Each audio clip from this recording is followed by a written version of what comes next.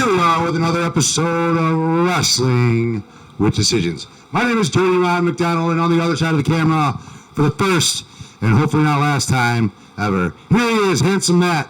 So you finally get to see how handsome he is. Look at that, how beautiful. What a beautiful man. Buenos ding dong diddly dios, bitches. You smell like a combination of 65-year-old man, bingo hall, and disappointment. Yeah, that's how you know I love pro wrestling. It's all the greatest smells of wrestling. It's weird because you are a wrestling fan, a wrestling connoisseur, and you take showers, and you get mostly, and you get laid. Like the regularly of wrestling fans and guys that get laid is very small. It's very small. So I'm a goddamn enigma. Congratulations, enigmatic. Well, here we are, wrestling. I'm glad to have you on the other side today. Completely planned. Yeah, we're finally giving the people what they want. Not off the cuff. Not last minute scheduled. It's been planned for such a long time. Maddie. So remind me how we met exactly, because here's how I remember it. That you were coming to the Jolton Joe's La Mesa shows. It was before that. It was before that? You were running shows at the Ken Club. Okay. And, I can't remember his name. He's one of your comedian friends. He was in that band, Ryan Shores. Ryan Shores. Yeah. So I was talking to Ryan for a while on Facebook. What's up, Ryan? And he looks a bit like Randy Orton. You ever notice that? He does. Like Randy Orton's Down syndrome brother. For sure. Fuck the guy from Mad Magazine. Yes. A little bit, yeah, okay. I see that now. For sure. So he was telling me, like, hey, there's local wrestling shows, you should come on out. And it was a show you did at the Ken Club. You fought, I think it was Vegan Superman and Queen of Butt Stuff. And that was September 9th, 2017. Yep. Strong Style Tournament. Brody King was there. Yep. So Todd Bateman, it's Reno Scum was there. First time I ever saw Brody King, I was like, holy shit, there's a black metal wrestler? That's dope. Yeah, he's big. I was there with Baron Corbin's sister-in-law, actually. Oh, no shit. Yep. And it was first time I ever saw Fist.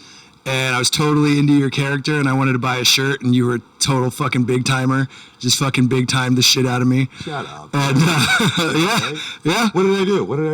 You just, were like, now that I've seen you work shows, like, and I know how much you did, like, on your own, I know you were probably just fucking stressed, but you were just like, yeah, cool, man, yeah, $20 for a shirt, come on. Just give me the money and get the fuck out of here. I didn't. No. But the vibe was there. It's like, sure. I got shit to do, son. That's a big stress, and that's one of the. I'm sorry, keep going with that. So then I was hosting a different podcast at that time, and I wanted to have you on as a guest. Okay, that's where I remember us meeting. Because it was like maybe at a Jolton Joe show. So something, you were like, I want you to be on the podcast. And I was like, oh, okay, cool. And I think you guys ended up like... We were going to sponsor Fistmania. Okay. Fistmania 2, I think. Okay.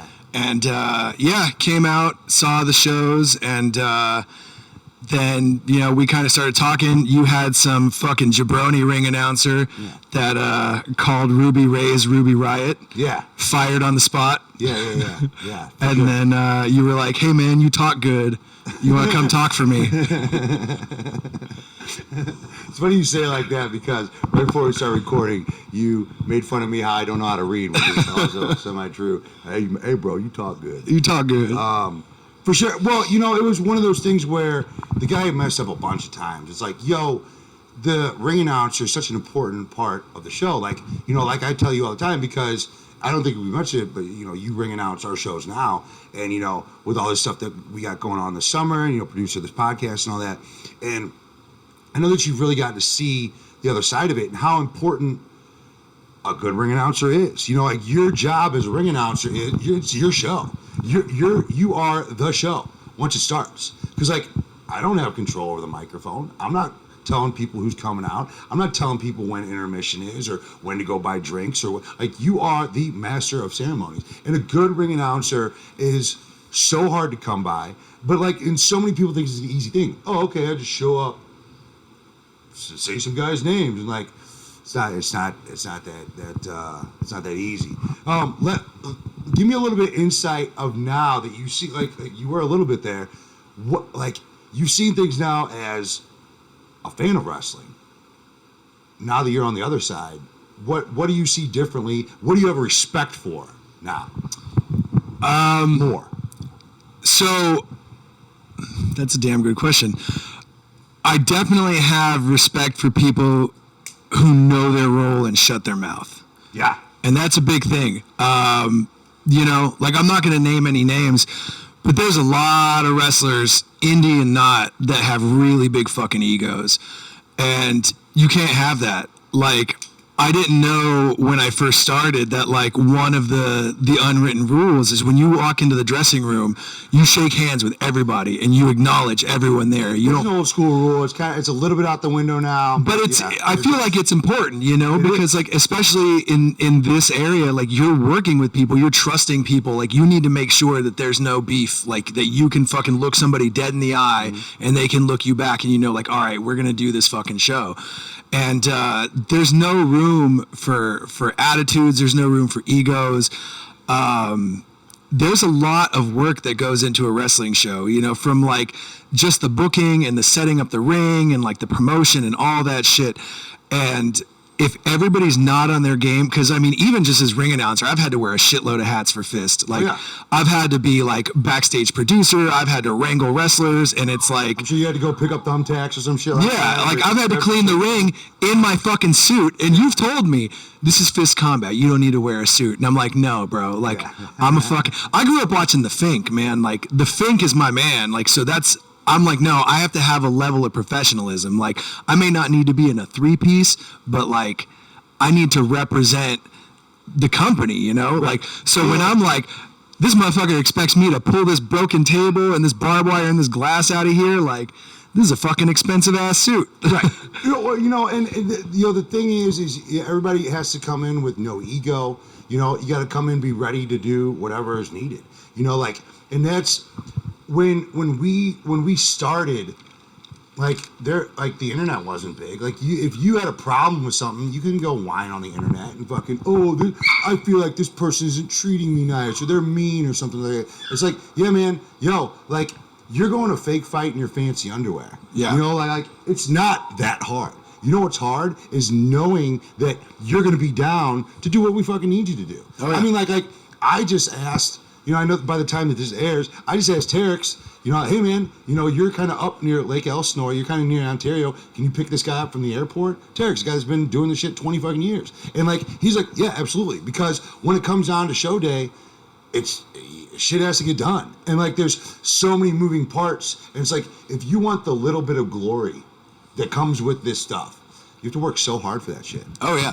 You know? And, like, I mean, like you said, you got to be ready. You got to be prepared to do the shit. And, like, that's one of the things I appreciated about you is you always noticed the little shit that I put in. Like, I mean, it's Fist Combat. Right. So when I would say, like, the following combat is scheduled for one fall, you picked that up, like, right away. Yeah, attention to detail. And, like, even just, like, as a small-time ring announcer, I mean, I'm fucking big-time, bitch. Yeah, I don't give a fuck. I know that. You know what I mean. I know that. But, like, going in there, I hate seeing ring announcers that are reading off cards or like have their phone and they're reading stats. If you can't take 2 minutes before the match to know the name, the town, and the weight of the wrestler, you need to do some fucking work. It comes with being comfortable. You know, like sometimes too, you might be a little overworked. I don't want to take away from people that do that because in comedy, there's some people that'll bring their notes on stage. You know, like me, I'm sure you noticed it from the seat from my album. I had my set list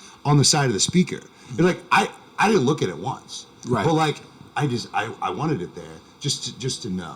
Oh yeah, like I'll have my flashcards in my back pocket, and if I need to take a quick look, you know. But it's like when they're standing there like this, and they're like now making their way to the, you know, it's like no, like. You are taking away from the illusion of the whole show by sitting there reading a card. No, for sure. Especially if you got some experience in this. It's not that hard to read it and remember it. And while the first wrestler's coming down, read the second one, you know. Yeah. I still remember, like, people I haven't announced for in 2 years. Like, I still remember their hometown and weight. It's fucking Rocket Boy Wilson, 182 from Dogtown, USA. You have a good memory. Yeah. You know, like, that's my autism. I feel you on that, and it took me a long time to figure out. Most people don't have a good memory. Yeah. You know, and like that's okay. I have a photographic memory. If I write something down, I can close. I don't even close my eyes. I can remember exactly what that said. Well, okay, so you've been on both sides of the coin. You've seen how hectic it can be. Talk to me about some of the joys you've had in the professional wrestling world, because you still go to shows as a fan. There's a lot of us do. That's not a knock. It's like you still get to see things from the other angle. What are some of the things that that you've appreciated from learning in wrestling that I don't know, like that you've gotten better skills doing? Because I think that's why we're all doing this. We're not doing it to get rich. We're doing it to sharpen up our skills, so maybe one day we can cash in. Yeah. So I definitely learned about being an MC, because when I first started this, it was very much like, okay, I'm going to come out there, I'm going to say the people's names and shit with enthusiasm. But like, I didn't think about it being my show. Like, I didn't think about engaging the audience through the whole thing. I didn't think about, I have to relay a bunch of information rather than just who the wrestlers are. So that's definitely something I've appreciated. And when I go to shows now, I start watching stuff like that, like Justin Roberts. Like, I pay a lot of attention to that guy, especially at live events, because you don't see the stuff that they do aside from like during commercials. You don't see them like talking to the audience and reading out signs and like asking like, oh, where are you from, who's had their first show here. Like, there's a lot more that goes into it. It's just like, as a comedian, you have the warm-up acts. Like, I'm the warm-up act for every single match. Yeah. And so I really appreciate that. And like, some of my high points, man, I've got to announce some great fucking wrestlers. Like, we had Psychosis on a show, and like, dude, I've been watching him since I was like knee high to a duck. And like, I got to introduce him. I've got to introduce Nick Gage and Tony Deppen, Joey Janela. Yeah. Like, getting to do that Fist vs. GCW show was amazing. Like, I've met some awesome people, and like, I just have more of an appreciation for it now. Like, we've talked about, things like the ref holding the ladder, and like, I notice little things like that, and I notice when somebody is like more professional and when the match flows versus like feeling scripted.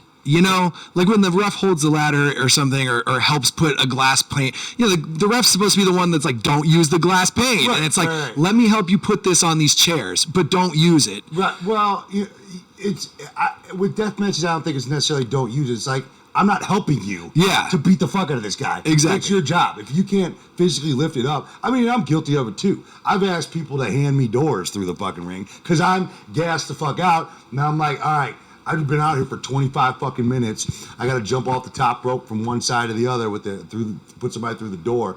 Help me grab this shit real quick, Yeah.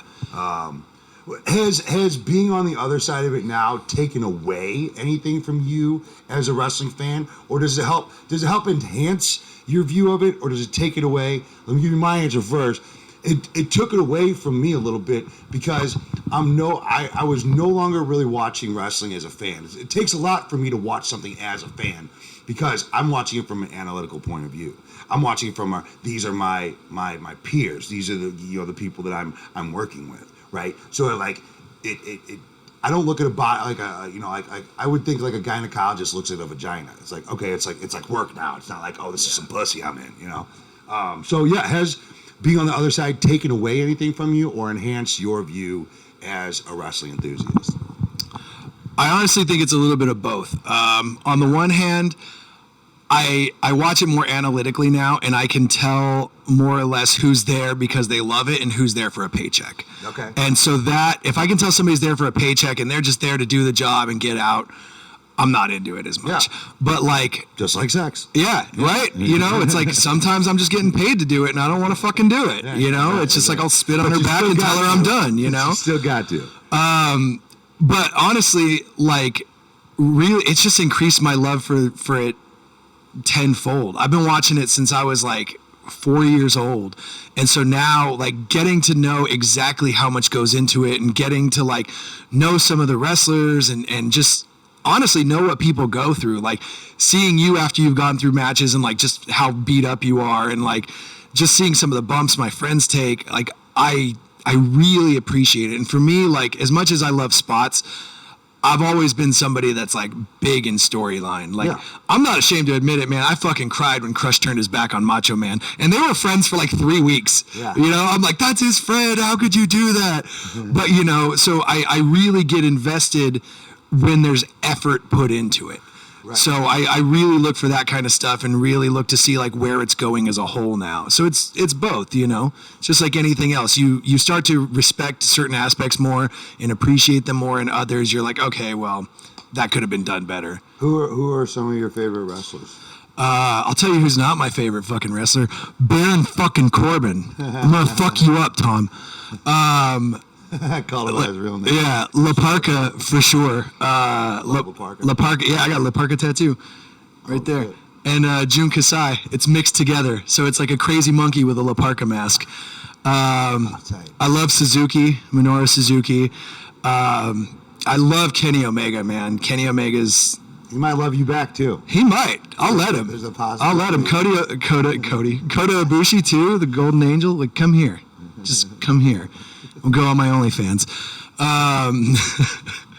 There's Undertaker is one of my all-time favorites, and like aside from just being the spooky man gimmick, like I love that he held kayfabe for 30 years. Oh yeah. Like that's I hate that he fucking broke it now. same. I hate that he broke it now. It's like, hey man, I don't want to hear Mark Calloway talk, bro. Yeah. Like you held it for so long.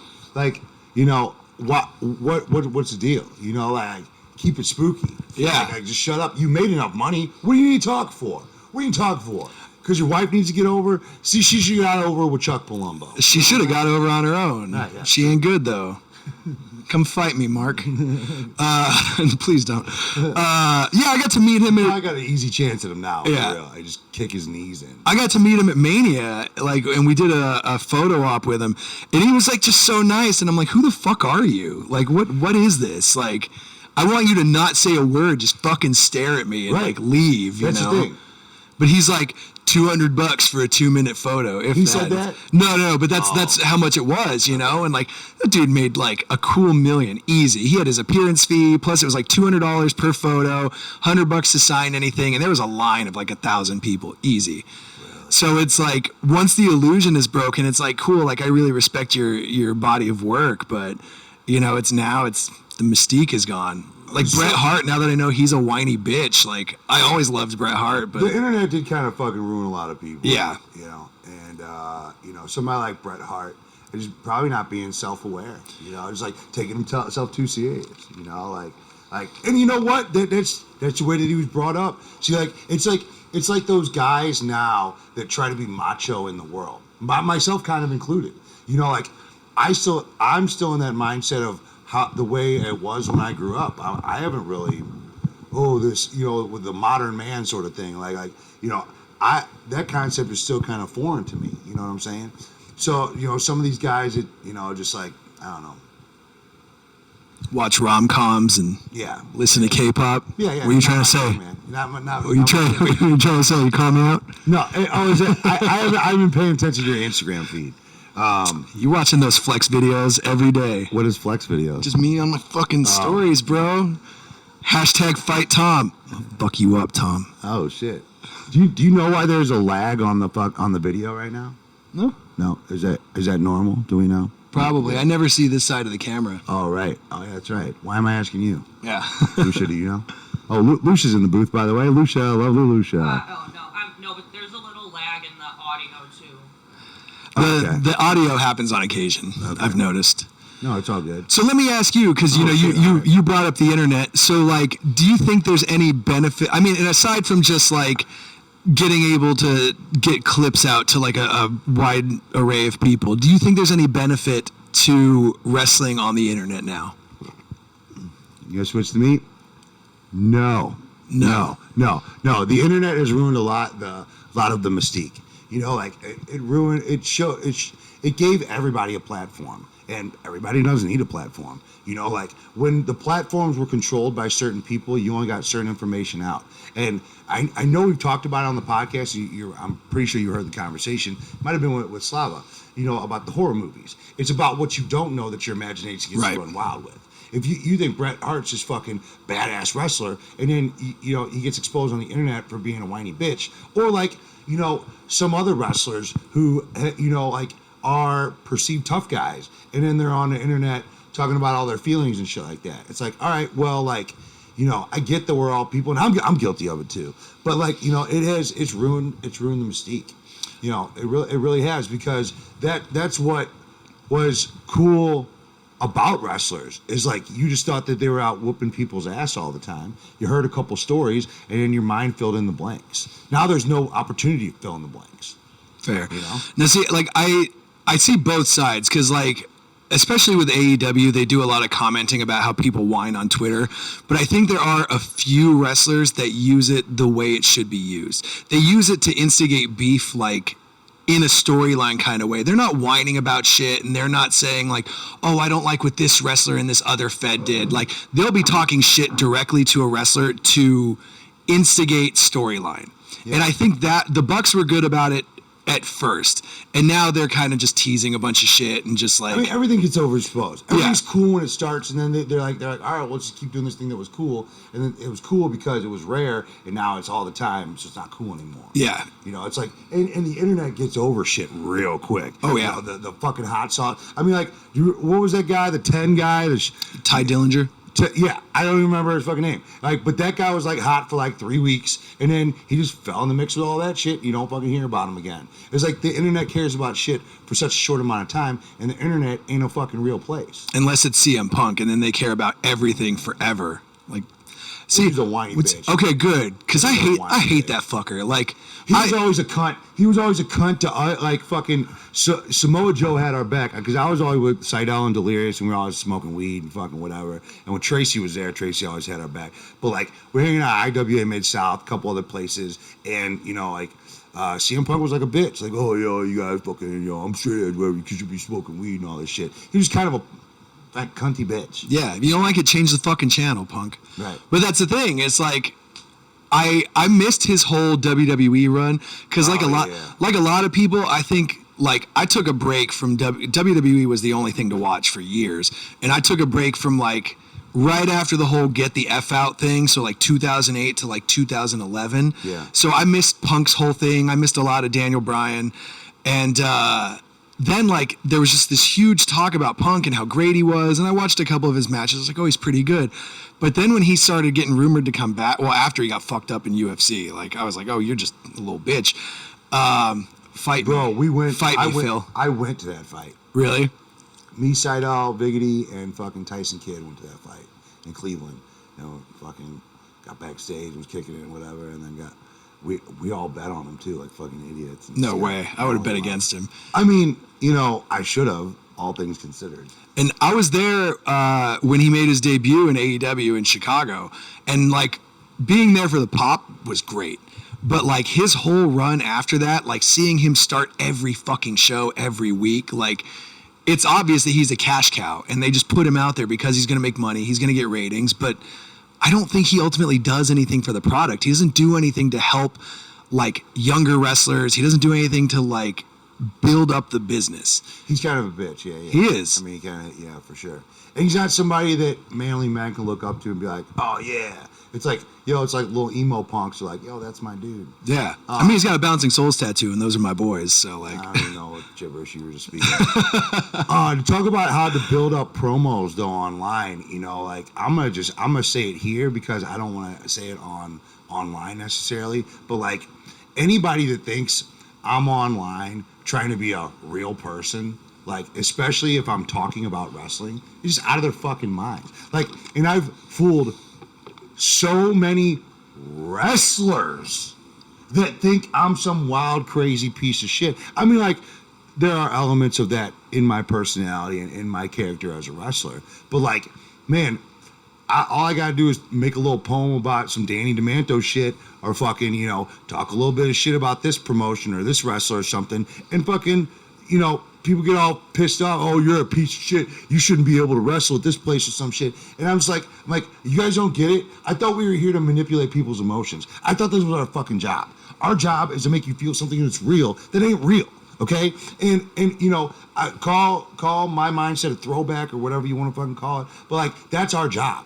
Our job, to kind of round out the majority of our conversation here. I got the old school mentality of my job is to make you feel something. My job is for you to look at me and go, hey man, I don't know how stable that motherfucker is. And you know what? I feel like he could probably fuck me up. And I don't care how big or bad that you are. If you're a boxer, guess what? I got wrestling skills. You know what I'm saying? Like, I can really fuck somebody up if I needed to. So, like, that's the whole mindset that I have with the whole thing. Hey, blur these lines. Is he crazy? Is he fucking totally unhinged? And then you hear a rumor and you're able to believe that shit. Okay, that's great. Then I'm out here doing my job. I'm not out here going, we all need to care about this issue that I don't really give a shit about. Or like, I'm all pro this and pro that and pro everything. It's like, no. We're all real people. We all got real opinions. But you know what? People don't pay me to hear my fucking opinions. I'm not a pundit. People pay to see me entertained. They either need to pay to see me kick somebody's ass or pay to see me get my fucking ass kicked. And if I'm doing that, I'm doing my job. Yeah. How many wrestlers out there, you're like, oh, cool, he's going to do that move. Like, you don't care if they win or lose. You don't care if they kick somebody's ass or they get their ass kicked. You know what I'm saying? Oh, yeah. How many wrestlers are out there like that? And, that's always been my mentality. Hey, dude. And that's why I Fist, too. We put out the heel first. That's whoever comes out next. You just want to see that guy beat the shit out of the first guy, right? Yeah. See, I don't have that fucking job. I don't have to be fake. I'm fucking real. I'm gonna fucking fight you, Tom. Fight me, Phil. Tony Deppen, come get some. Nah, I just like Tony Deppen. I just want to hear fucking we built this city on rock and roll. Tony Deppen's a solid dude. He's a good dude. He's a real good dude. I'd never seen him before you had him on Fist, and I was like, holy shit, this guy's insane. I caught a couple matches with him. Like, it was one of those things where he was on the rise that year, and the GCW thing is a real bummer the way it all worked out. Yeah, because you lost control of OB. Thanks for that. I know. The way that whole thing even started was through a mutual friend, my buddy Justin, who hit me up and was like, hey, Brett wants to come out to LA. And I was like, oh, I got this dude that's got a venue. He's got a warehouse in LA. So I was the guy that hooked them up with their first venue in LA. And then I was like, okay, well, what else can I do? Why don't we run like a joint show? We were the first company out of all these companies to run our promotion versus GCW show. We were the first ones. Everybody does it now. Like, they're doing it in Canada. They're doing it in every major market in the country. They tried to start their own LA Fights promotion. But, we were doing that shit first. And, and it was cool because I'd book them on a Thursday. They'd have GCW on a Friday. And then somebody else would book them on a Saturday. And we were out here 3-way split and 1-way flights. Fuck yeah, bro. Somebody pay for the fucking go-home flight, dog.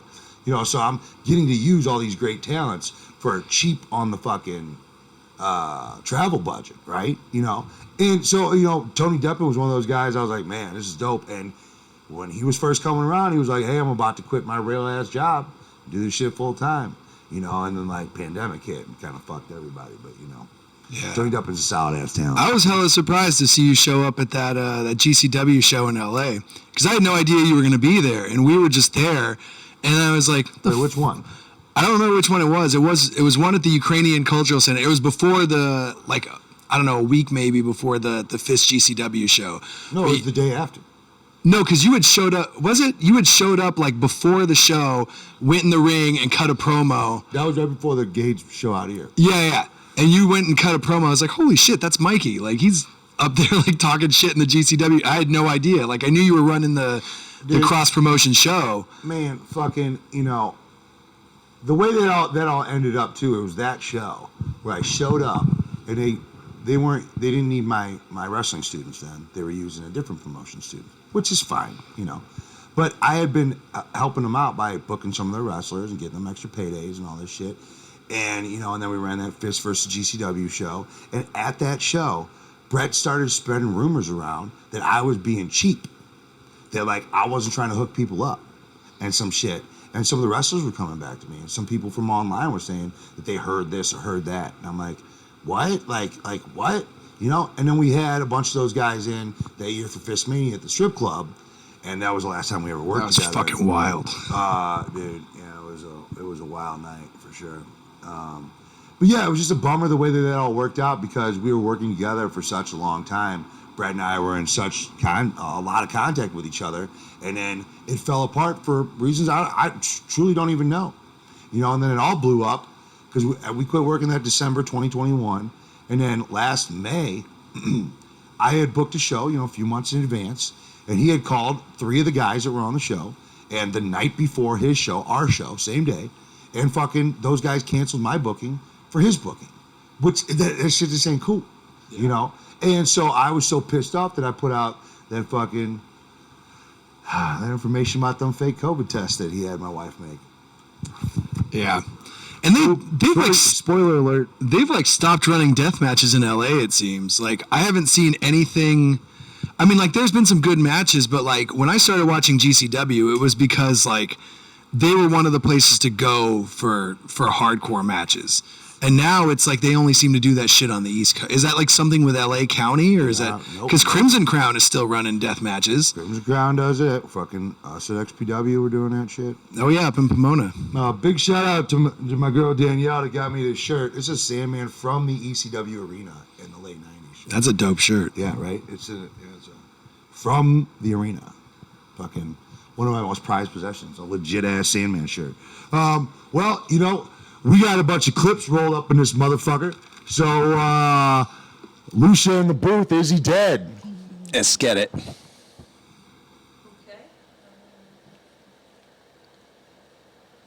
Is he dead? Here we go. Oh, yeah, this is a great one. Okay, drunk friend carrying his friend in the elevator. He goes to hit the button. Oh, goes through, and they're gone. Oh, shit. Goodbye. Oh, and here's the paramedics pulling him out. He dead. Is he dead? I mean, he's walking, but that doesn't mean he didn't die afterwards. He's walking, right? He's trying to carry his much bigger friend, and they fall through, and then boop boop boop boop. That was like a Snapdragon suplex right there. I'm pretty sure that's what that was. That's crazy. Yeah, he gone. That's crazy. I don't hear audio when I go to clip scenes. Is that supposed to happen? You don't hear audio? Audio from either of you at all. Okay. From either of us? It looks like. Click on clip scenes. Okay, no audio. When I clip on scene, I can hear you. Okay, so my guess is click on the 3 dots. Advanced audio properties. You don't have the mic aux on. Do monitor and output, and now you should hear it. So it's still recording sound, but you weren't just able to hear it because the monitor wasn't on. Okay. All right, we're good. Cool. So, Matt, is he dead? Yeah, he's fucking dead. He's hella dead. That guy was hella dead. And if he's not, his fucking friend's gonna kill him for throwing him down a fucking elevator shaft. That was ridiculous. Like that guy, the smaller guy, was trying to be all fucking Hercules and carry that big mountain of a man. That fireman's carry. Yeah. Oh, and horrible form. Yeah, turned into a snapdragon. If that doesn't show you right there. Form is everything. Right? Oh, yeah. I mean, you be lifting weights. Oh, yeah. You be lifting weights. Yeah, see, look at that shit. Babe, you're missing the fucking. Where's the flipping fucking? it up Look here. at that. Look at that. Boom. Hey, Tom. He's coming for you, Tom. Get some, bitch. He's coming for you, fucking. You think you're a baby face now? I don't give a fuck. I'll kick a baby. Good, bad guy Corbin is what it's all about, motherfucker. Yeah, give me Sad Corbin. We coming for you, bitch. I'm gonna make Sad Corbin 2.0 up in It's this your tag bitch. partner. Who would he tag with? Doesn't matter. He's a little bitch anyways. If we were tagging He's the him, biggest yeah. bitch in WWE. It ain't Sami Zayn. Them motherfuckers money. He's gonna team up with fucking Dorf Ziggles. Good, a comedian and a wrestler against Yeah. a comedian and a bodybuilder. Over there. Oh yeah. Fucking. Is he dead? Dead number 1? Yeah, he's fucking dead. Yeah. Fuck that guy. He's dead. hella dead. Dead. Wow. Let's see. Elevators are fucking scary, bro. Dude, right? Like fucking man. What would you do if you got caught in an elevator? Would you try to break a panel and like? Well, the first thing I would do is I shit. definitely would. I would shit in a corner to establish dominance in my area. I would be like, "Don't fucking come over here. This is my spot." And then I would decide who gets eaten, Because if there's other people in there, somebody's gonna get eaten. You're immediately going eating. You think it's gonna be open in like an hour or two. Well, you don't know for sure you're gonna be caught for fucking years. I mean, like, pussy or legs, somebody's getting eaten. Somebody's getting eaten. So like right away, you size everybody up. Yeah, you have to determine who the fucking alpha is immediately. See, and maybe this is just me. Like, I didn't do this bit, but I got this bit about, when do you start respecting somebody automatically? And the answer to me is, if somebody can fuck you in the ass if they want to, yeah, respect immediately. Like, respect. Yeah. And you know what? Like, as a wrestler, it's gonna be hard for anybody to get my back. So if I was in an elevator, chances are nobody's gonna be able to fuck me in the ass if they want to. Well, see, if somebody can fuck me in the ass and they don't want to, then I respect them. Because that means they got to get hard to do it. And then if they spit on it first, then I respect them even more. Because that means they're tender and they care about me. It might be a power boner, though. It Yeah. might be like a fucking, oh, I'm just doing this because I'm dominant. And I'm Bro, alpha. rage boner's still a boner. Like, I'll take it anyway. Just fucking bring it on. Go to my OnlyFans. God damn it. If you have another man inside of you, you are technically two men at the same time. Yeah. Yeah. Double the men. I'm just fucking absorbing his power through my anus. That's what I'm saying. So if you were to have sex with The Rock, would you be fucking him or would he be fucking you? I mean, we would just become one together. Right. But who's in back? Let me see. I do like being the little spoon. I may be handsome, but I also want to be told I'm pretty. So, like, he could be, and either way, it's the people's balls. It's the people's dick. I mean, it's two in a row. Also, not just fucking elevators, man, but escalators. Fucking terrifying. When I was a kid, I was probably like 10 years old. Oh, you watch Mallrats too much. No. First day of summer, I was like, my grandma took us to the mall. I started running up the escalator the wrong way. I fell and I busted my knee open right on the teeth of the escalator. Oh, yeah. Bro, you could see fat, you could see bone. It was fucked. They couldn't stitch it open because it was like right on my knee. It would pop open. Oh. Yeah. Total Gnarls Barkley. Oh, gross, man. Fuck escalators. Well, were you dead on that one? No. Let's go to the clip. Just dead inside. I can tell by your sleeveless black t-shirt array of wardrobe. Bro, fuck arm prisons. Arm prisons? That's what's up. Arm prisons, feet prisons, leg prisons, fuck them all. All right. This is... Boom. Oof. All right. The worst part is when he fucking look at it. Boom, and then them chairs pop up and bump him on the head. All right. I think it's IWA Deep South. I don't know who got the worst of that. Okay. Like White Shirt, he took the bump, but he sat right up. Sat right up and fucking them chairs. Bada boom, bada boom. Oh shit. Black Shirt might be dead. White Shirt no-sold the shit out of that. Respect for him. Anybody that was within 12 feet of that might be dead. Yeah, that woman just ran for her life. Are you sure that's a woman? No. In the South, you can never be sure. Yeah, I'm pretty sure this is... There's tits on 95% of people in the South. And back tits. Yeah.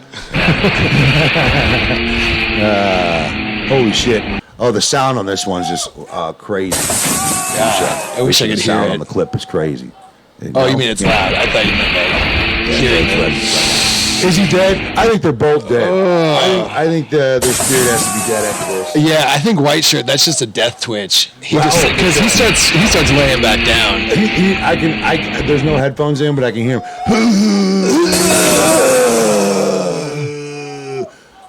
Dude, yeah, they're both dead. Like, would you go feet first like Black Shirt did? Because I wouldn't go fucking ass first. When I do a top rope, you can cut the clip. When I do a top rope cage elbow, top of the cage elbow, like my feet hit first every time because I'm not trying to pop my fucking hip out of place. But you're kind of at an angle. You're not going like flat feet. That looks like he went flat-footed. But his feet didn't hit the ground. I mean, I'd rather go like that than fucking go like hip first or like side first and have some shit come up through your guts. At least your ass and your fucking feet. Yeah, I mean, like, first of all, I wouldn't do that shit. God damn. Me do no crazy That's shit fucking like wild. Yeah, I'm trying to get away from light tubes. Yeah. That's your bread and butter right there, though. I'm a thumbtack guy. That's and true. barbed wire. Give me that old school shit. That's true. Is he dead? Number 3, numero 3. No. We just did that one. Ooh. Same idea. Fuck. See, that's why you don't want to go ass first, because that dude fucking tailbone might have shot up through his fucking spine. Oh. Damn. It looks like he landed on Homeboy's face, too. I mean, it's very possible. That's just a plywood fucking table right there, These fucking backyard fights. right? Like, I remember... I remember being so excited when backyard wrestling became a thing, but like now that I'm older and like I've been around for a while, like this shit's fucked. This shit's so fucked, right? Well, I mean, talk about the internet ruining something. Now these fucking clowns just go out and do like the craziest stupid shit. They're not trained. You know, like they're gonna get hurt. They're hurting somebody. I mean, like I've seen dudes that got like fucked up for forever doing some shit in the backyard. You know, like.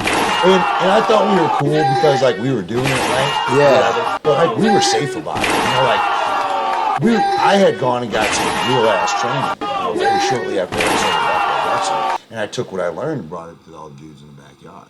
So like we kind of knew what we were doing. You know. Plus, you know, I think you pick up a lot just by watching it too. You know, especially if you start watching it analytically. Homeboy in the front is okay. His feet hit that padded ring, whatever that was. Yeah. So he had his fall broken, but It was probably just like some tires and some fucking carpet. bro, dude in the back, like he doesn't even move. That's fucked. He might be the first person we've seen that's actually dead. Like, holy shit. Well, judging by that house, the credit's dead too. Like, yeah, right. They don't even have ropes on that ring. It's I like don't know. the fucking ring post is a ladder with duct tape. Yeah, duct tape was some It's a 2x4 and like What'd you call it, a 2x4 and a ladder with some duct tape. right there. That's the most southern wrestling ring I've ever seen in my life. We got some insane clips. There we go. Let's turn that one off. Insane. It's just jackhammer shit. What is that, a 630? I've seen him fuck that thing up. Bro, well, even the way he landed, like, he landed on his back and he got that nice arc in his back. Oh, shit. The Arch of Doom, bro. It didn't even look like the guy that oh, yeah, he did brace for it. Okay. Fucking A. That's Jack Evans? Yeah. That guy does not get enough credit. Like, for some of the shit he does, like when he was starting in AEW, not starting, but when, you know, he was starting in AEW, like, the fact that he was on, like, their B shows, he should be a lot bigger than he is. Like, he's just a humble guy that just, like, takes what's given to him. You know, I know he makes his money. Last I knew, he was living in Mexico City, fucking cheap as hell. You know, and just like, you know, does his thing and like plays his video games and shit. Like, you know, he's really good at what he does. You know, he's always one of the coolest motherfuckers on show. And we've seen him on so many of the Is He Dead clips already. Oh, I know. Yeah. Is he dead? That's insane. This is like early Ring of Honor, right? Yeah. This is, yeah. And Teddy Hart. That bingo hall. Imagine what that smells like. A lot like me. With some stale ass Budweiser. Yeah. All right. Wow. Wow, we got another clip. Insane. Oh, this is some Vikingo. Bro, I'm gonna see this guy in TJ in like 2 months. Omega. Yeah, I'm so fucking pumped. Oh God, this guy, you know, like I don't know how new he is, but he's quickly becoming one of my favorites. I think he's one of these guys that like used to have a mask on and probably took it off. You know, Okay. like, that's how a lot of those guys do.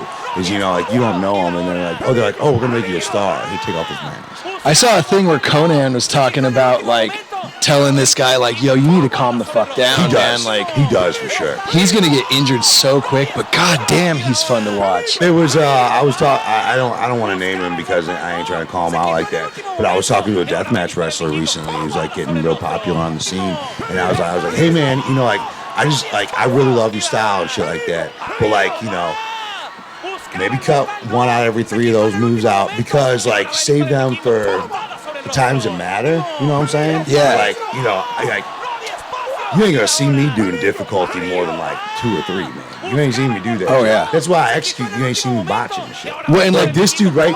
One little tiny slip and his fucking back's fucked up. Neck's broken. Yeah, you know. well, and he does that springboard flip through the table thing. He does that a lot, and it's like you see that every match and it loses all of its fucking appeal. Like the first time you see it, you're like, holy fuck. And that's one of those things where you want to see it pulled out like on rare occasions, you know, like the demon from Finn Balor. When they wheel him out and he loses, it's like, well, what's the fucking point? Right. But like if you see that in every match, then what's the fucking point? Let me give you a good for instance on that. Can you take it off the clip, babe?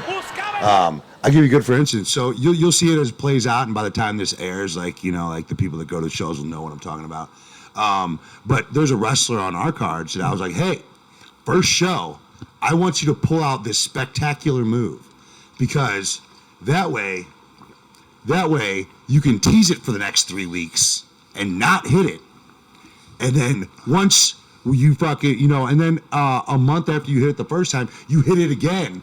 And then now you built yourself another month, 6 weeks, maybe even 8 weeks. You don't even have to hit it. You just go for it and get thwarted. People just want it. Yeah, and it's like, it's such a spectacular move. And I want to use that as a case study for the rest of the people on the show to show them, look. And I'm gonna do the same thing with my fire elbow. I'm pulling it on the first show, but like I ain't pulling it for fucking, you know, I might pull out of fucking whatever, like 16 shows. You might see me do it 3, maybe 4 times, right? Because why? Why do it every time? Go for it. Oh, boom. Oh, no. Oh, no. And then it's just like, you know, it's like edging. Yeah. Oh, see, you know, you could be on the OnlyFans. So, okay, off of Just do interviews. Yeah, off of that clip, is there any style of wrestling that you don't like? Because I know like Cornette and a lot of these old school guys have problems with flippy shit wrestling. You know, like that Ospreay and Ricochet match. They were like, oh, it's like ballet, but like. That shit was really entertaining to watch, and some people hate deathmatch. Every time I have to explain what deathmatch wrestling is, like I feel like a fucking psychopath. Oh well, I mean you are for sure. I am, you know, but like I refer to it as like a ballet of blood, you know. It's like because like especially their stories. Yeah, because when I tried to get my little sister into wrestling, like she was taking gymnastics, and I was like, it's kind of like gymnastics. I'm like, look, they're helping each other do these things to put on a show. Right. And I was like, so you have a partner, you're essentially doing this dance, and you're trying to tell a story. And I was like, now imagine if you watched a Marvel movie and somebody was in like a giant fight and they didn't have a single bruise or any bit of blood on them. Like, you don't believe it. But now when there's like more blood, it's like, it's fucking believable. You believe this person just went through a massive battle. Sure. So is there any style of wrestling that you don't like or you think is like less than? Not at all, and here's why. Like, I really love, here's one thing the internet did well, okay? Because it branched wrestling out. When we watched wrestling as children, it was like, it was wrestling. This was on a Monday night. Sure, you got some different styles here and there, and WCW was really good about mixing in real international brands. WWEF, whatever, never really did a good job of that. Understandable, they wanted to build their own brand. It was American, it was all American, all that shit. But like, now that wrestling is segmented like music, well, wrestling used to be like when music started, it was boom, boom, boom, boom, boom, you know. And now there's ska, and there's classic, and there's rock, and there's hip hop, and there's fucking top 40, and there's all these different genres of it. And do I listen to country music?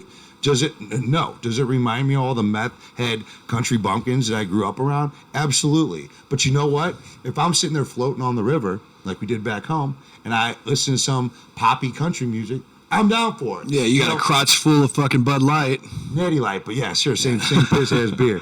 Or fucking Molson, or fucking Milwaukee's Best. You know how American beer is like sex in a canoe? Go ahead. They're both fucking close to water. That's good. That's really good. What was I just saying? I respect every type of wrestling, because even if I don't appreciate it, even if it ain't my thing, right? Somebody does. But here's what I don't appreciate: people that do wrestling badly, right? Untrained people that are pulling their pants up in the middle of a moveset, or don't look like athletes, or are indistinguishable from the people in the audience. That's what I was always told. Is that like, if you look like some of the audience, why is somebody going to pay to see somebody in the audience in the ring? Unless you do something spectacular. That's why people like Spike Dudley, Matt Sydal, Rey Mysterio, people that didn't necessarily look like wrestlers. I mean, Rey always did, you know, Sydal always did, and even Spike, the way that they presented him, did, you know. But like, if you're not going to go out there and make it look good, if I can't sit there and watch you and go, oh, I feel something, I don't like that. Yeah. Or at least like, oh, he's dead. Like Dolph Ziggler, he can sell. Like he may be like just an enhancement. I mean, he's not just an enhancement talent, but he wants to do other things, and he collects his check. Yeah, but when he sells, he makes it look like he just took the most devastating fucking move that there is, right? And that's totally got its place. Yeah. So like I agree, and I've talked to somebody before. I'm not gonna say their name, but they were talking about like Kevin Owens and Sami Zayn and how they look like they're just somebody's fucking dad at a little league game that's trying to fight. They're the exception. Yeah, they are the McFoley of this generation. Zayn's a fucking treasure. Like I love Zayn, and I mean I like KO too. But like I get what they're saying, where it's like they don't look like they could fight. They just look like some fucking bum off the street that just like wandered into catering and got thrown in the ring. How tall are you? I'm 6'1", 6'2". Yeah, Sami Zayn's your height. Kevin Owens is a little bit shorter than that. Like these guys.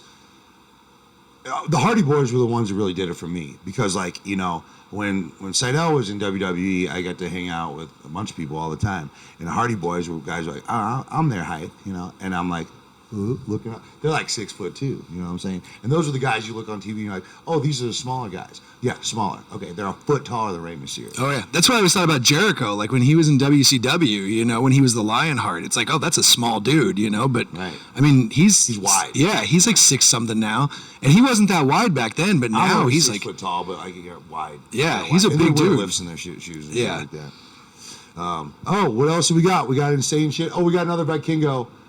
Am I saying that right? Wow. Number 3, Insane 3. Insane 3. Yep. I'm so fucking pumped to see this guy Look at live. this shit. Oh, one-man Spanish fly. Look at the precision. That's cool, but look at the precision of this one-man Spanish fly, where they both are climbing up the sides of the ropes. Oh, there is that. That thing, yeah. Like, that's a dope move. Watch them fucking, the timing and precision right there, fucking amazing, bro. Dude, that reminds me, I just saw, like, last night, I was flipping through TikTok, and I saw the video of when Randy Orton hit the RKO out of nowhere on Evan Bourne. Yeah. When he does the moonsault off the top rope. Like, when you see something like that just is, like, picture-perfect timing and perfect execution, God, that's why I fucking love this sport.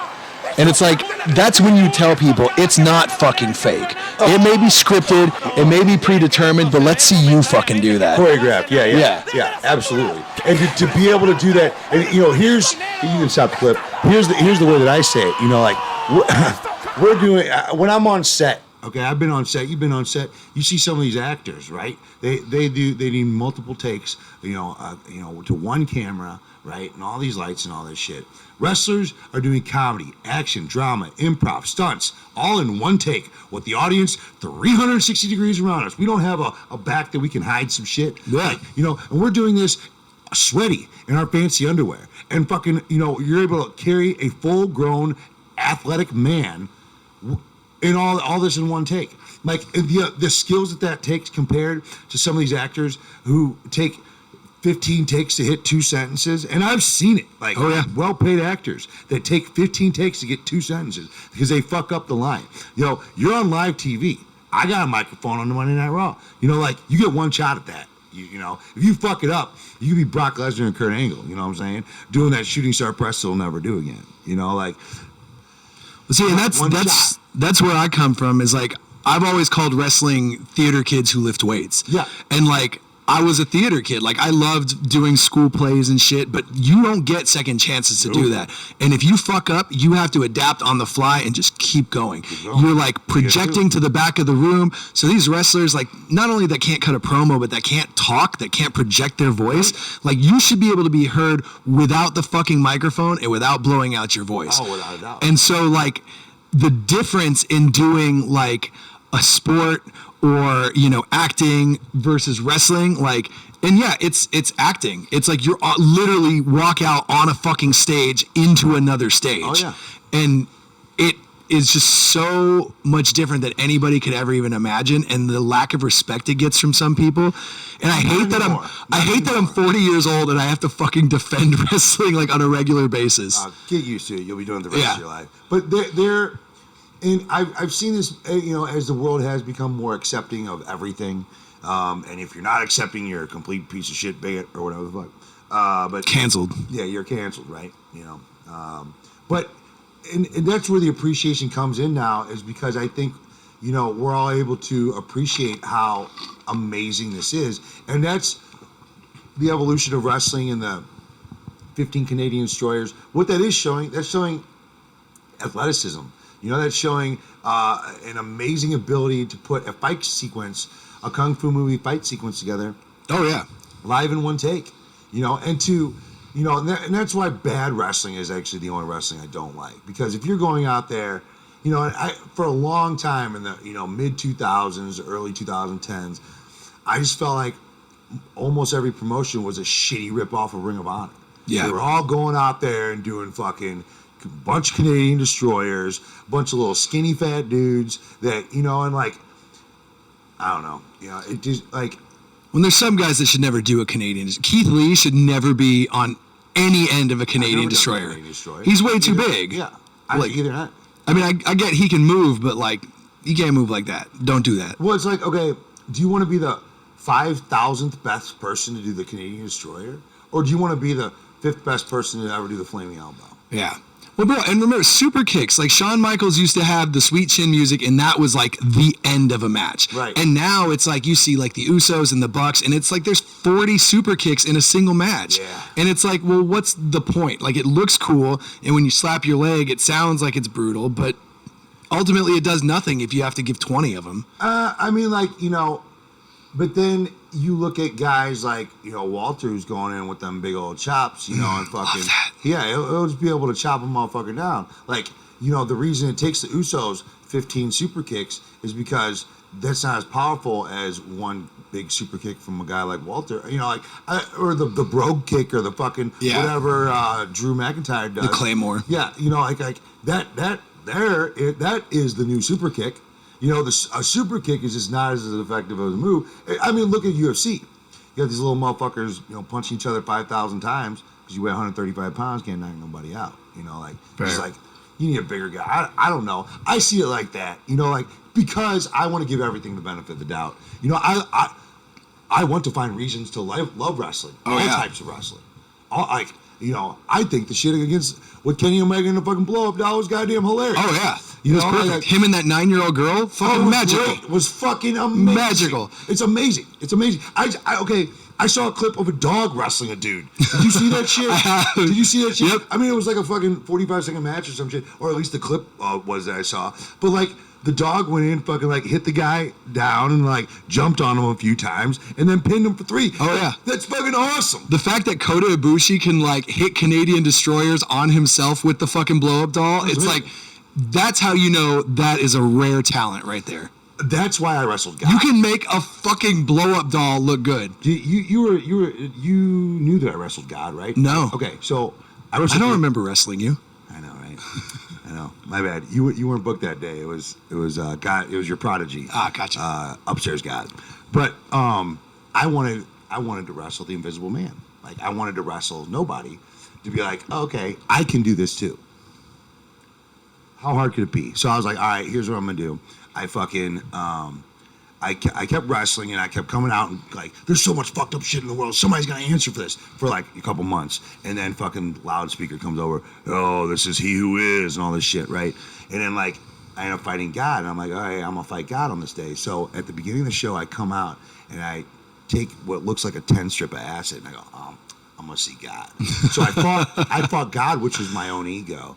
So I fought my own ego, which was a 15-foot tall Invisible Man. And I fought him, and I fucking 80-20 got my ass kicked and lost to God. Because I was like, I want to wrestle the Invisible Man. And I don't know, I thought it was pretty good. I thought it was a pretty good match. But like, it's a different talent to be able to go out there and like be able to wrestle a match against nobody. It's a one-man show. It is. So you wrestled God, and now we're wrestling with decisions. Yes, that's right. Yeah. That's what we call professional podcasting, bringing it back around. It's a full circle. Let's skip right to the match. So this match is. That's a nipple right there. Normally you got to pay for that. Oh damn, yeah.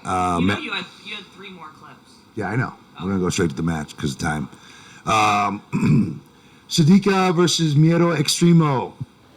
From Mexico. I believe this is from Zona 23. I do love Sadiqa. Wow, I remember hearing rumors of how wild she was. I was a little disappointed because she's a pretty tame person. Just like, Hey, roll down and turn down the volume on the no, next thing down. No, next thing down. Scroll it down. Oh, yeah, see, that's red line and turn it all the way down. Almost all the way down. There we go. All right, yep, this is from Zona 23. Sadiqa versus Miedo Extremo. What's going on here? Is this not the match? No, it just takes a while to get to All right, well, here we go. there you go. All right. Amazing hair. Look at that ring. Yeah, it looks like it's just a bunch of cardboard cobbled together. They are in a junkyard Okay. right outside Mexico City. Oh, I've heard about shows here. Yeah. I've never been to one. What's in Mexico City? Oh yeah, that's why. Oh. Up and over. Oh, and they're showing some lucha action here. You got a nice little bit of flippy shit to begin A with. little pass by. Head scissor takeover by Sadiqa. That's how Lita broke her neck. That's dope. Another pass by. Oh, and a belly-to-belly suplex. And she might be down for the count. Yeah, she's selling already. That's good. I mean, you know, that's... Super kick number one. Super kick. See... And 10 seconds into the match. What somebody could say that wasn't, missed the mark by a little bit. Was not executed entirely. See, the thing is, she sold that one well enough, though. Like, she sold it like it actually did something. She rolled out of the ring, and now, like, they're working the angle a little bit. Yeah, if you make something look like it hit, you're going to suspend the disbelief of, oh, did he actually get fucking hit right there? And that's how you should feel all the time. What did he get? Did he get, like, a little piece of light tube? Yeah, I think so. They couldn't afford the whole thing, huh? No, probably from a match before they just swept the shit under the ring. Oh, all right, we're on the fan cam side here, I guess, and not seeing... He just pulled his dick out. That's what it was. Oh, is that why I can't see it? Yeah. They blurred it out. He just pulled his dick off, and he just fucking whacked on her. Oh, that's crazy. Oh, and now we see the ring apron here. Oh, yeah, good shot of the ring apron. All right, looks like Sadiqa's getting sawed up here. Ooh, the there's a cheese grater. right to the arm. Ugh. Oh, Have you ever been cheese grated? no. Would I've you? never fucking been fucked with a gusset plate either. Actually, that's a lie. I mean, cheese graters have been used, but I've not been cheese grated. Gusset plates are the ones that I'm just like, ooh. Yeah, no thanks. What are those things? They used them at XPW like last Dildos. weekend. No, the little circle things. Oh, Kenzans. Oh god, those things are fucking gnarly. Retarded. I mean, Yeah. like, straight up. They stick like it's always in somebody's head too. This is and they're the just full-on worst stuck in camera there. angle. Who picked this shit? I did. I guess I didn't watch it beforehand. You're just like, yeah, Sadiqa, that's Oh, that's a good shot of the there we go. A little bit crowd. of dancing. Hey, it might have just been her butt jiggling. Do they have a videographer here? Oh, I guess they do. Kinda. Oh, she's getting skewered in the head. Where's Larry Legend when you need him? That fool's Not in Mexico City. he's right in the action with his phone. Oh, I know. This guy looks like Tuco's cousin from Breaking Bad. Oh, I never really watched that show. Bro, you never Not a watched big meth Breaking guy. Bad? Not a big meth guy. You would have fooled me. Oh, damn. That's a great fucking show, though. That's good shit. Oh, and I do like the one guardrail they have up. They got one guardrail, and the rest of it's like fucking string and shit. The audience is just holding the guardrail up. Yeah, well, the Is that magic a fucking rope. pineapple? Is it? I think she's using a pineapple. I mean, the pineapple's got spikes and shit all over it. Man, I picked the worst fucking angle. That legit was a pineapple. You know that's the international sign of a swinger party? Okay, so did you notice the upside down pineapple in our bathroom? No, I didn't. Okay, we did that on purpose. You have swinger parties in your bathroom? No, we don't. Oh. But I did that because I know what's up with that, and I just want somebody to go, so, you guys want... What are you guys doing later? Right. Yeah, that's my safe word, Yeah, pineapple. no, you fucking weirdo. I've been waiting for that, so, there is an upside down pineapple. I'm glad I'm the one that could point that out. Yeah. Maybe that's what they're doing here. Maybe she used it upside down It was Right. upside down for a bit. Ooh, well, there you go. That's why she's got that low cut top on. Oh, that was a good shot. Cameraman doing his job. There we go. No, she's bending at the fucking back. She knows what she's doing. Yeah. Welcome to the fucking party. Like a regular ass person. Or you can show off what your mama gave ya. Yeah. That was like the one good shot the cameraman got. Yeah. I got that shot before too. Why did she go into the crowd? Man, see, I probably just like, oh shit! He just smashed the fuck out of Sadiqa with that chair. Yeah, she got no hands up on that one. Yeah.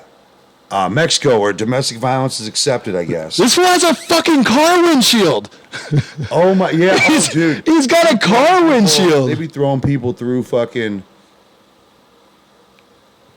I figured a death match at a junkyard would have a lot more fuckery going on. Like there'd be a lot more. There we go. Fucking hood of a car. Yeah, oh, they throw people through cars and shit. Oh, I think you had a clip from one of those shows. It was two women wrestlers, and one of them did like. Was it? Sadiqa's powerbombing a bitch through the back. Yeah. Fold her up like an accordion. Yeah, that was awesome.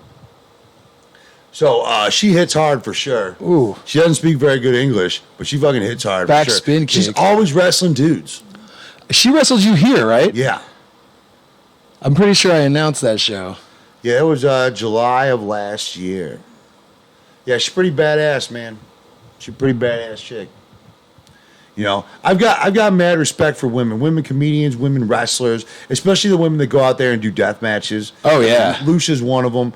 You know, like to go out there and to really to hang with the guys and to get nasty and bloody and fucking, you know, bring it and give it your all and go out there like modern day gladiators. You know, there's a testament to people that can do that, men or women. And, you know, I got to really give it up for the women to do that. Okay, if this is a DDT. Ooh, swinging neck breaker.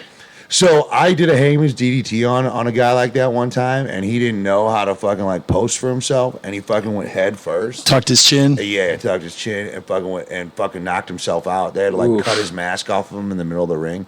It was it was one of the scariest things that happened to me in a wrestling match. I saw a clip recently of Jake Roberts hitting the DDT on Ricky the Dragon outside. Ooh, Like on the concrete. Knocked him stupid. yeah. It was crazy. Well, you know, if you don't know how to take it, like, Man. oops. You talk about women in death matches. After California, I got me a little crush on Lou Dog. Oh yeah, right. Yeah. Oh, I just think Sadiqa's fucking hair came off. Oof.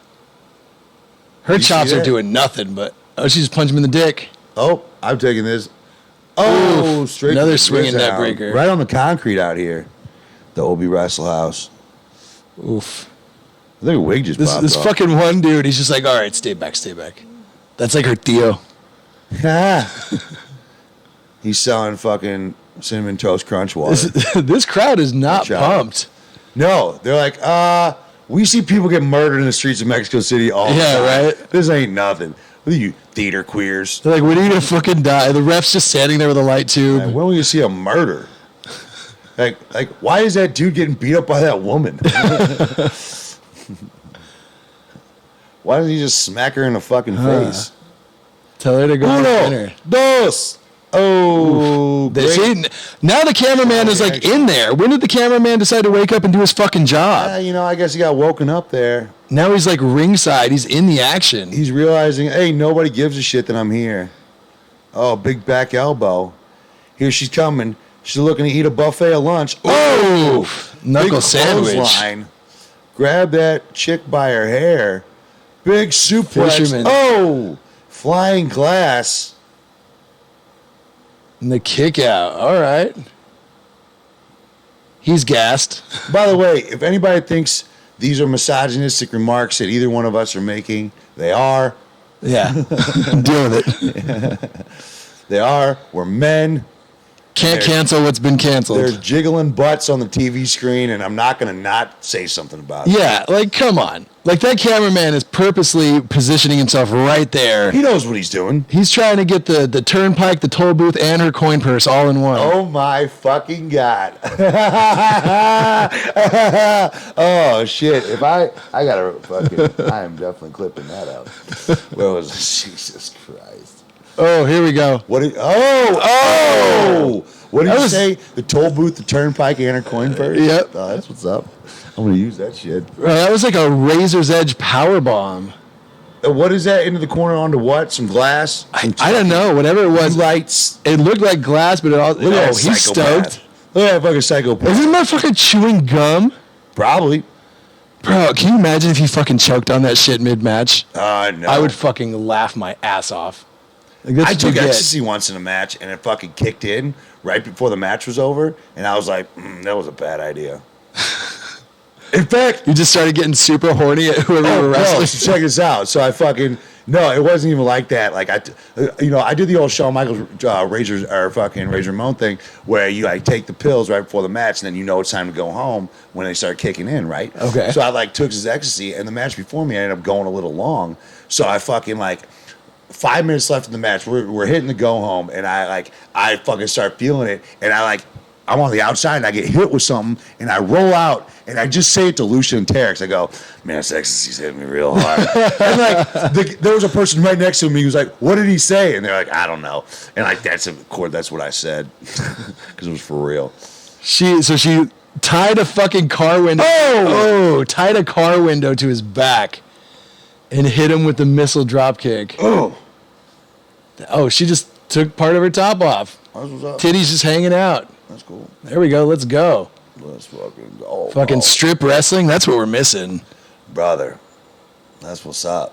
I get to see Scarlett Bordeaux and one of the 440 guys in a bra and panties match. Oh, Eddie Only? Yeah, it's Circle 6. That shit was wild. Yeah, I bet. Eddie Only wound up in a fucking... Roll her up. Oh, what's he doing? He's getting her up for... Here we go. And, suplex on the another glass. fisherman's. I feel like this is fucking ramping up to something here. Big smack, big chops. Chop battle. Oh, He's got fucking no energy. titty chop, titty chop, titty chop. He's like the playful girlfriend that's like, stop, just stop. Oh, and a German belly to back suplex. And he's No sold. No sold. oh Shit. dumped her right on her fucking head, bro. Holy shit. Oh. Should Holy have done it on shit. top of a book to learn or something. That's Good how you do it. Lord. What's he going to capitalize with here? That was an amazing German suplex. He needs to just No be bridge, on her. all impact right there. Dropped them hips, got underneath, dropped her right on the back of her dome. Oh, Claymore. Dude, that was a super kick. And they're both laid out. Okay, so how do you feel about that when a guy's got tons of energy and then he hits a move and then obviously he's giving her a chance to rest, but how does he just lose that much momentum? Okay, let me tell you, real life, okay? These guys, to put that much energy into something while you're constantly moving, you're basically on fight or flight when you're in a wrestling match the entire time. Add in deathmatch elements. Add in that you're bleeding and that your body is doing some shit you're not even aware of. You're already in a hypertension mode. So when you get a second to rest, dude, how long was my match with Drake? 8 minutes, 7 minutes, fucking 9 minutes. Dude, I got gassed 2 different times because there was blood just coming out of my body in places. You were gushing out of your hand too. Yeah, it was the smallest cut in my entire life. Man, I've never seen so many people get unintentionally fucked up in my life. Brother. First 2 matches, me and Terex. Yeah, and then Masada, Oh my Jesus God. Christ. That was the most gnarliest shit I've ever seen in my entire life. As soon as he walked out from behind that curtain, I'm like, oh, this ain't gonna go well. You guys think we'll use that clip on the show sometime? Oh, for sure. The Masada, is he dead? When I interview Masato. There you go. That was her homage to Dirty Ron right there. What, the redheaded elbow? The redheaded elbow. With the kick out. Nobody kicks out from the Ron elbow, though. Oh, Oh, that actually might be. I don't know if anybody's ever kicked out of the flaming elbow. That's for sure never happened. Well, I mean, Terex didn't get a chance to because it was in the ocean. Well, he almost drowned. Did he? I don't know. Well, he's like a fucking anchor. The nicest fucking anchor you'll ever meet. Well, don't fucking ruin it. Oh, he's a crazy asshole. He's a crazy asshole deathmatch wrestler. Here we go. Fireman's carry into a. Oh, he slips out the back. Oh, choke slam onto the knee. Like, that's one of those moves where it's like, you know, it probably wasn't supposed to be that impactful, but like, they just don't have the energy to get behind it the way they're supposed to, and it makes it hurt even more. Is she dead? Is she dead? That top's She's definitely laid out. dead. Top's holding on for dear fucking life, dog. That's cool. I'm a fan of that. She's well put together, that's for sure. Yeah. Thicker than a Snickers, I'll tell you what. That's what's up. Oh, here we go. Ooh, scrape across the fucking face. What's this guy's name? Miedo Extremo. Extreme Fear. Yeah. Okay. So does that mean like you should be afraid of him, or he's a giant pussy? I think you should be afraid of him. I think that's the way he wanted to go with that. Okay. Yeah, those head I don't think tattoos. anybody's gonna name himself the giant pussy. Like, oh, I'm scared of everything. He's like, all right, give me the fucking car window. Yeah. Oh my god, they just got tons of those down there. He's like, here we go. This guy's just been pumped the whole time. Like, use my fucking car window. Straight up. Car shield. So now, how long does it take for that shit to heal? Like, are those all superficial cuts? So I don't know. She could tell you. There's still scabs on my back from a week and a half ago. Yeah. Yeah, I guess it really depends. Like, how You know, deep you get cut. it's well. I washed it well. I mean, all the glass was pretty much out that night. Oh, schoolboy. Small package. 1, 2. Or yeah, fucking small package. I said schoolboy. Big strikes by Sarika. Off Yeah, the ropes. I'm always Oh. kind of a fan of when people get like beat with like a small package or a roll up or something. Yeah, it's a great way to fucking surprise. Yeah, like not when it happens all the time. No. Tom gets beat with fucking small packages all the time. Oh my god. Oh, Shit! Oh my god. Oh my god. That's a hit and run She right there. already- Oh shit. Fucking Razor's Edge, Mike Awesome, Masato Tanaka style. She gone. Straight out of the ring. She gone. Onto the fucking ground through a car hood and a windshield, and the crowd is going insane, as am I. That's as insane as they've been anyway. Yeah, arriba. I'm gonna go out on a limb and assume there's no countouts in this. Yeah, dude, I don't know. You might want to counter out after that. Oh yeah, she Tell you done. what, she fucking hit that shit hard. You know, I wouldn't get up. No, if this isn't the end of the match, like if he doesn't throw her in the ring and pin her, like I'm gonna be fully surprised. Right, and then she wins with a fucking A small package. package. I mean, that's the way to end this match for sure. Yeah. It could. You know, some matches are just anticlimactic. It's like, all right, I hit my finish once. I hit my finish twice. Oh, okay, cool. 1, 2, 3. Right. Or hit my finish once, hit my finish twice. He's going for it for a third time. Small package, 1, 2, 3. Bah. See, and you kind of love that because, like, you kind of think like, oh, and it's usually the baby face that hits it. You know, the small package. It's like, oh, they're fucking done. Like, there was a match like that on AEW recently where the champion was just getting worked over, and it's like, oh, he gone, and then hit like I forget what they called it. It was some weird fucking pin, but pulled that out and wound up winning. Pin or some shit. It was something like that, yeah. But he had like, I want to call it like the fucking Mahi-Sash Pinocchio or something. It was some Okay. some weird ass fucking pin. The mousetrap. That's what they called it, the mousetrap. Okay. And I was like, oh shit, like he actually pulled it off. Oh, she's got him by the jumping beans. Hell yeah. Oh, shit. Oh, tu frijoles, mijo. Yeah, you usually got to pay extra for that shit. Huh. I was trying to get that done at XPW. Couldn't happen. Wait, what? You're trying to get a hand job the show? Yeah. Oh, my God. Side Russian leg sweep off the ring apron onto the ground. Back into the broken glass and the car hood. Oh, my God. Double count out right Yeah, here. dude. Like, count to 20. The way that guy's holding the fucking camera like that. Is this match like fucking? There's 50 seconds left. It's got to, like, yeah. it's Is that either, it? That's got to be it. they're either dead or somebody's going to get thrown in the ring and get, like, the laziest fucking pin. Jesus. They're just cuddling now. They Right, fucked each man. other hard enough. Dude, ridiculous. What an insane match. Oh, they That's don't it. show the finish? Oh shit, that must have been it. That must have been it. Yeah. No finish. All right, well, find that fucking match if you want to see the rest of it. Yeah, no, they don't. Oh, that was it. All Yeah, right. it started a little slow, but it finished strong. Dude, yeah. It has to. I mean, how are you going to start? Like, there are very few matches that start strong and end strong. Like, you just by comparison. Oh, yeah. One of those matches is, I think it's Sabu versus fucking Too Cold Scorpio from like 96 ECW. It's a 30-minute time limit draw. And these motherfuckers were like diving from the top rope past the guardrails first 3 minutes of the match. In fact, that was the show that Sabu did that triple jump from the ring, from the top rope, flipped through a table that's Too Cold Scorpio moved off of in the crowd, over the guardrail. And they like laid there for a minute. That was Oh, yeah. 3 minutes into the match. It was a 30-minute time limit draw. I saw that Schlack Gage match from a few months back. That one was just That was fucking here. bell Did you see it here? No, did I see it here? Yeah. Oh yeah, it was like GCW's. That was bell to bell. That was a fucking banger. Yeah. Like Yeah. they did not waste any time. Oh yeah, and then he got fucking shanked. Yep. Yep, that was a damn good opened the match. match with the shank and then they closed it with the shank. That was Well, a damn good match. So here on What's Your Name, this was set up for a comedian. Damn, I'm just handsome. I'm not funny. I know. You're funnily handsome. Yeah. But let's play the What's Your Name. Even though these comedians, we can all come up with them. Lucia, you're back there, right? You're gonna help us out with these. All right, here we go. You got hit pause. That's Will Smith's bitch right there. There you go.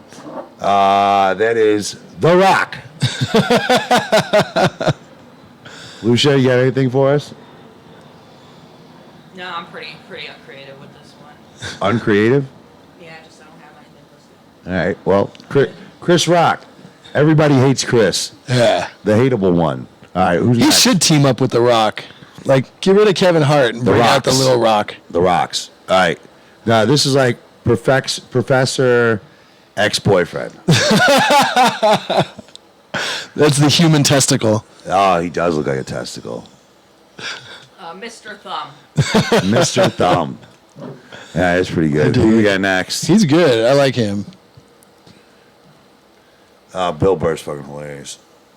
That show F is for Family, man. I love that shit. It was good. It was a little hokey. That's fucking Bash and Booger, right? Or Otis. Oh, the 8-ball. The speedball. That's the real speedball, Mike Bailey. Fucking The Ham. Chris, Is it- far from healthy. Is this like funny butterbean? Yeah, King Kong 8-ball. I thought cokeheads were supposed to be skinny. Isn't that part of the gimmick? All right, who's next? King Kong 8-ball might be the winner on that one.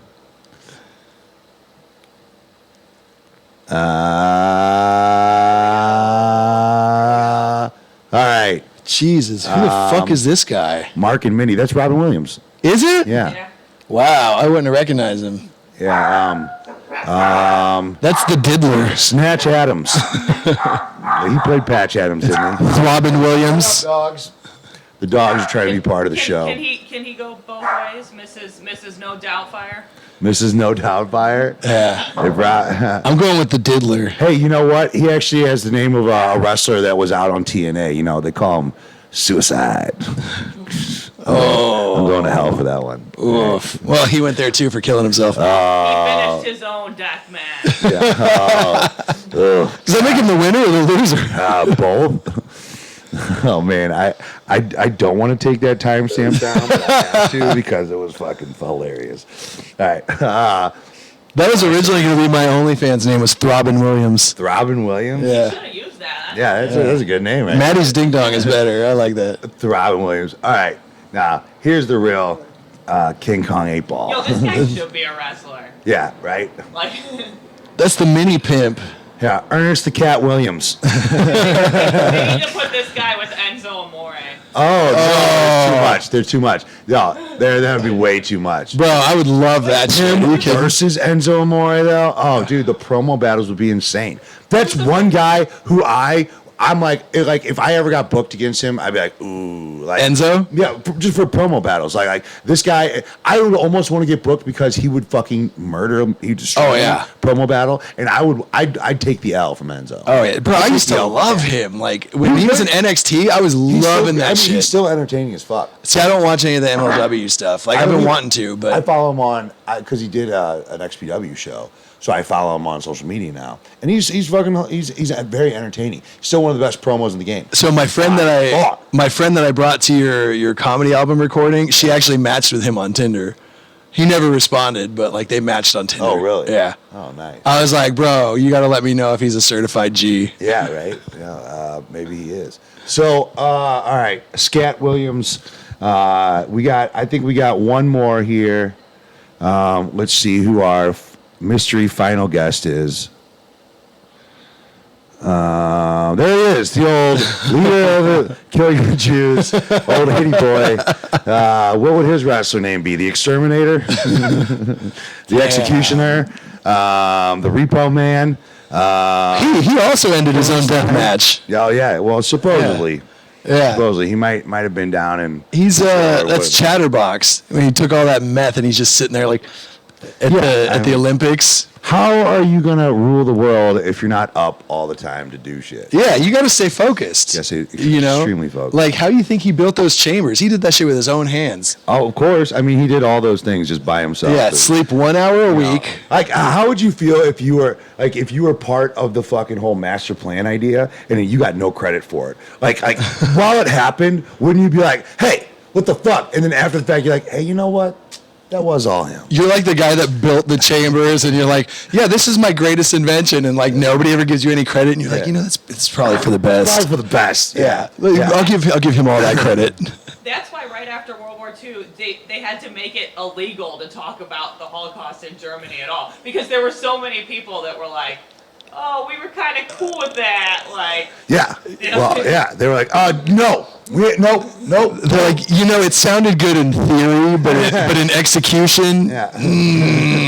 Actual execution. we needed more execution. Yeah. oh, bro, he's the excellence of execution. Yeah, there it is. The true pinnacle of excellence. He's the true hitman. Oh, God. Listen, we're not saying whether what he did Was right or not. bad. We're just saying he was good at it. But hey, here's the craziest part, okay? Like, we all think he's a heel, but in Germany, at the time, John Cena babyface, right? Oh, yeah. So, Bret Hart versus Adolf Hitler. Think about that. Like, there were a lot of people that are like, no, you got it wrong. Oh, He's John Cena. They loved him. He was like Trump. He would tell these Yeah. long speeches, and people would come out to see him, wave his arms and shit. He was super over. I mean, he was highly entertaining. I mean, just like Trump. I mean, if you can just step back as a connoisseur of comedy, right? And like that's how I enjoy Trump. I mean, yeah, he's a WWE Hall of Famer. The guy knows how to work, right? You know what I'm saying?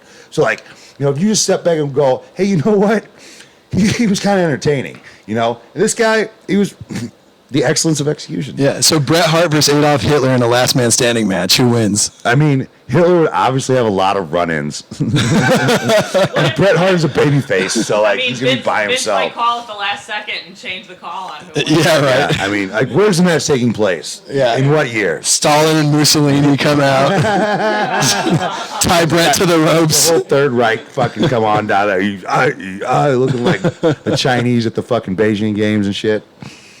Oh God! All right, well, take that masterful executor off the fucking screen. I knew that was coming, and I still forgot. Yeah, good. I sold it really good.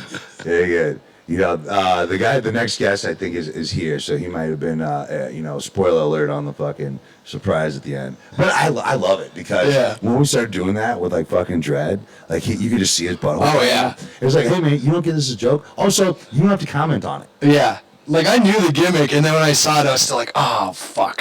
I mean, I forgot. Why not? Like, it's hilarious. Yeah. You know, tragedy plus time equals comedy. That's right. That's right. It's been like 70 years, 80 years. Come on now. It's been a long time. Yeah. I mean, you know. Do you really want to piss people off? Let's make that last picture a picture of Muhammad. Oh, yeah. That's, yeah. No, I don't need smile. I feel like that's more dangerous than this one. Yeah, for sure. I mean, you can't. There are no pictures of that motherfucker, right? Yeah. How do you even know what it is? How would you even know it's a picture of him? Like, this is Muhammad. Like, is it? Yeah. Dude, how do you know?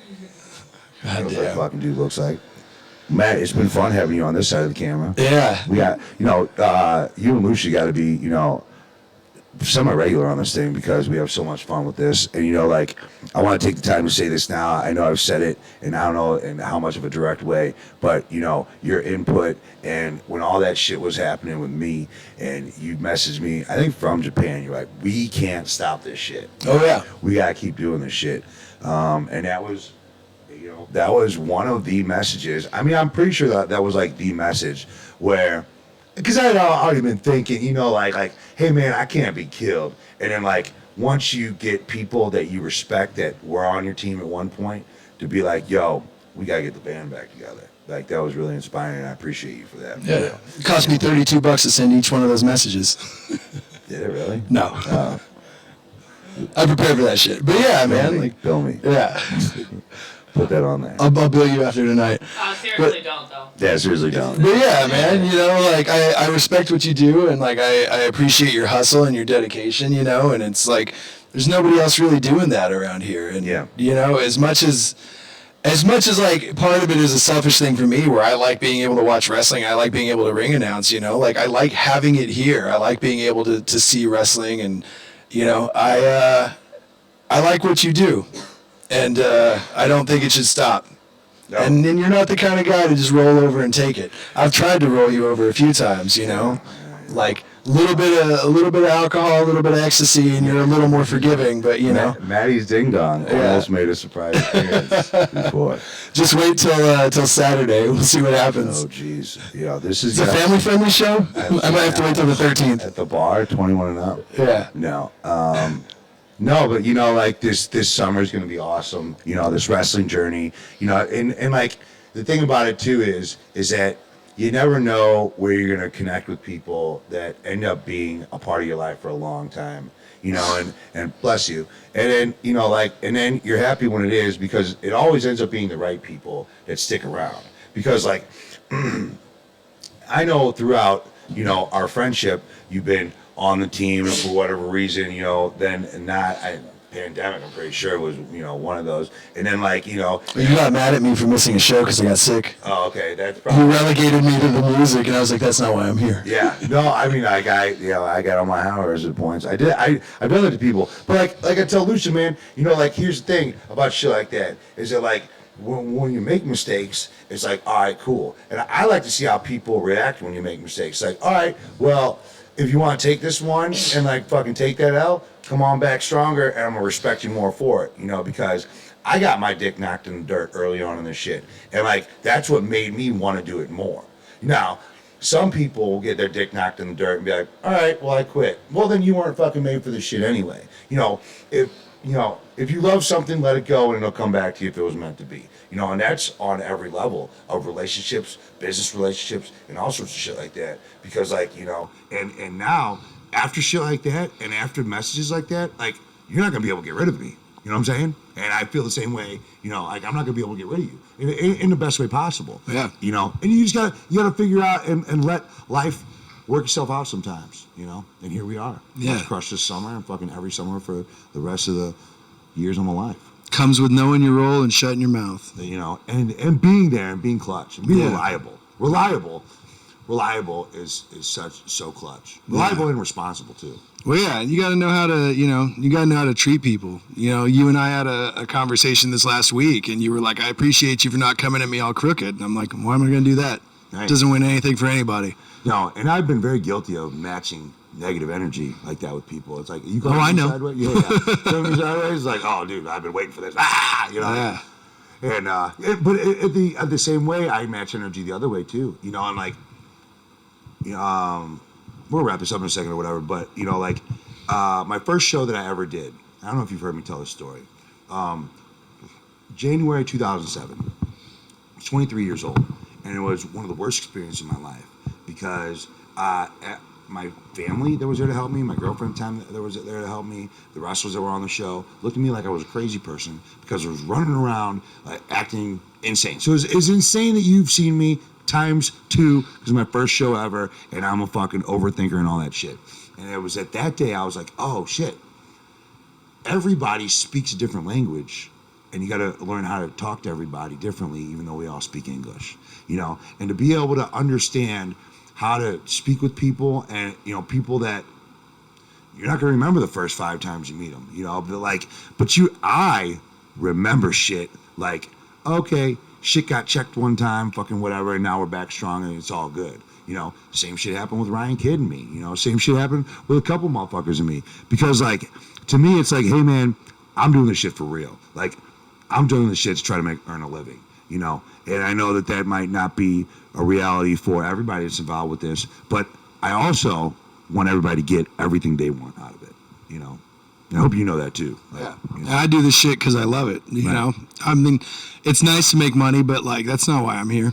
I'm here because I'm a fucking whore for attention. Yeah. So when I get to get in the middle of that ring and just have people chanting my name and telling me how fucking beautiful I am, Yeah. you know, it really blows my hair back. Yeah, I can tell. My great fucking hair. Yeah, it's I'm fucking gorgeous. You're like the most interesting man in the world. Fucking gorgeous.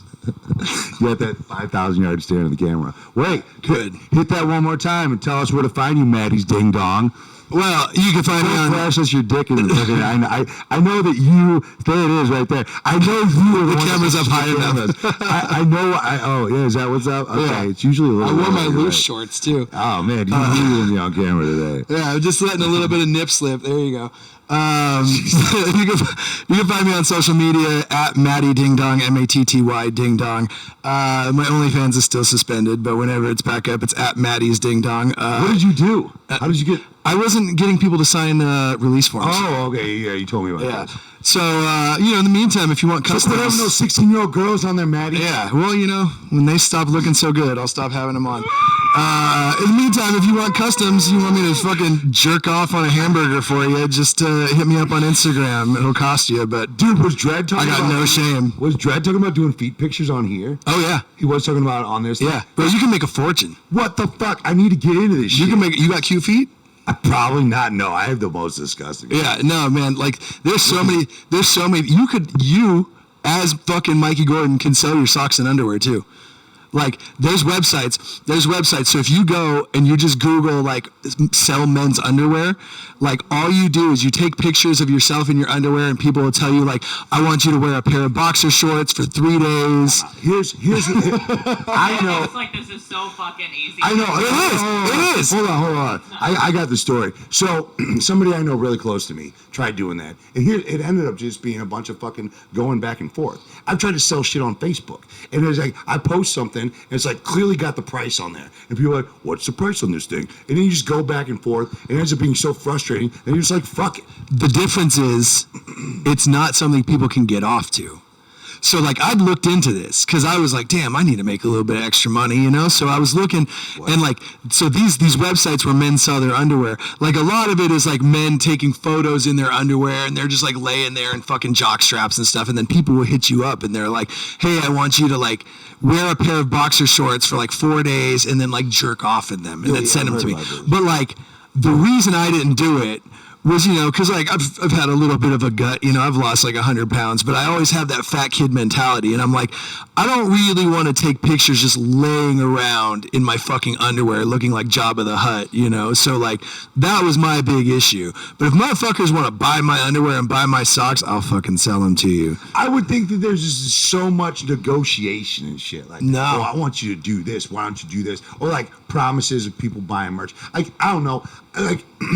The difference amount of is people that hit me up through fucking like DM and they're like, I want your merch, right? Like half of those turn into sales, and the other half just end up being long, drawn out conversations where they end up going, hey, sorry, I don't like have the money, whatever. And I'm just like this is a fucking waste of time, man. Like I should just not do any of this shit. yeah, but you know, as a man, your dick controls your wallet.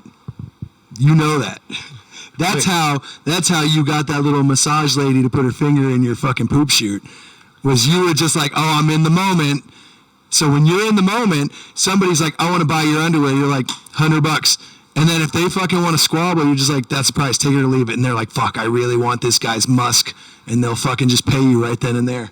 All right, on The boners make the difference. On the next episode of Wrestling with Decisions, we will wrestle with the decision to sell our used underwear to creepy dudes on the internet. Yeah. Hit me up on Instagram. You can have mine anytime you want. Disgusting. At Matty Ding Dong. Or come to a live show and you can buy it right off the fucking rack. Yeah. Oh, and one of my new movies is coming out. It's called Anti-Wonderful. It comes out on Blu-ray and Steelbox on July 4th. What? You're Yeah. citing what do you mean your movie? Bro, I fucking act too. Okay, I know that. When you said your movie, I thought. Yeah, no, not a sex movie. No, the movie I wrote is being filmed later this year. But Anti-Wonderful comes out July 4th. Go to Moving Fast Pictures on Instagram and you can pre-order that. Also, Molar is coming out, I think, in July. Is that a movie about teeth? Kind of. It's like loosely about teeth, but it's more about Is it like about loose teeth? No, it's about a guy who gets his tooth fucked up, but it's more about it's like a guy that was like a famous rock star when he was like in his teens and his 20s, got hell into drugs, and now he's just like a loser piece of shit. And he's like on this and he's on this redemption arc, but it's kind of like Harold and Kumar in the sense of like how many fucked up things can happen in one night. Oh. It's a super fun movie. I've got like a 7-minute rant about something really fun in that movie. I'm a drug dealer because of course I am. I mean, look at you, dude. Yeah. You look like a stereotypical fucking cult leader, drug dealer, scuzzy fucking porn star. I drink your Kool-Aid. Yeah. I drink your Kool-Aid. Well, if you want it, it's on Maddie's Ding Dong on OnlyFans. It's your fucking store, bro. I think that'll do it right there, man. What an exclamation point. Go follow us. You know, we're Wrestling with Decisions at Dirty Ron on all social media. And we will see you on at ringside. Suck it easy.